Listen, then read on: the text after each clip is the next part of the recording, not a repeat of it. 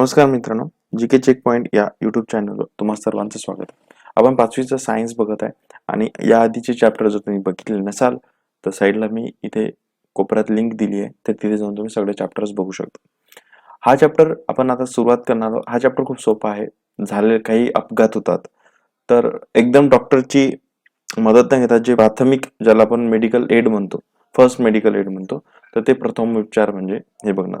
याच्यामध्ये आपल्याला काही एक कुठलेच पॉईंट मिळत नाही.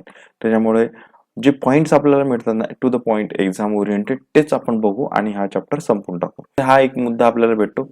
जलसंजीवनी ही आरोग्य भरती होतात वगैरे किंवा परीक्षा, आपली MPSC ची परीक्षा आहे त्याच्यामध्ये सुद्धा हा प्रश्न विचारलेला आहे. जलसंजीवनी, यालाच ORS असंही म्हणतात.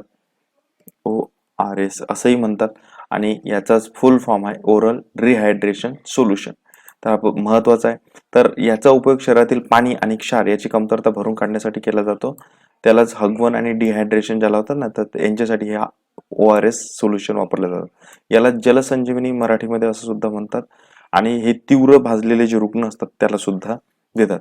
तर ही जलसंजीवनी आपण घरी सुद्धा तयार करू शकतो. तर बघा, आपल्याला कधी कधी खरचट्ट किंवा काही गोष्टी होतात, तर आपण आपल्या जखमेवर जे द्रावण टाकतात आणि तो फसफस जो होतो ना, तर त्याला आपण काय म्हणतो, पोटॅशियम परमॅग्नेट.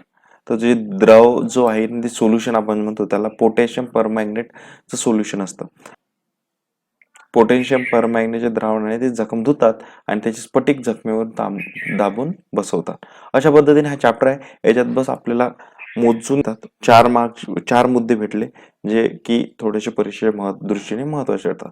चला तर भेटू आपण पुढच्या चॅप्टर मध्ये. धन्यवाद.